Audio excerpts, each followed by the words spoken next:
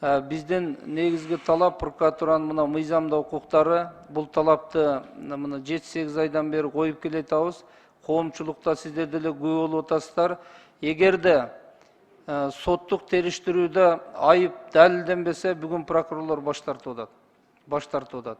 Эгерде негизсиз сунуш берип, сиз айткандай кандай кызыкчылыктар менен жабырлануучунунбу, соттолуучунунбу негизсиз сунуш берсе, ага да жооп берет. Негизсиз сунуш бербей койсо дагы жооп берет. Демек, мыйзамдыгына тутуп иштеш керек. Ошо талапты коюп атабыз. Бул боюнча иштер жакшы эле алгылыктуу жүрүп атат. Ал эми соттордун бул сотто ал судья арбитр билесиз, прокурор айыбын далилдесе, жактоочулар анын күнөөсү жок экенин далилдесе, ал өзүнүн ички туюм менен баа бериш керек да сотторго. Биз прокуратура кызматкерлеринин укуктарын, талаптарды мыйзам негизинде мен жогоруда айткандай коюп атабыз.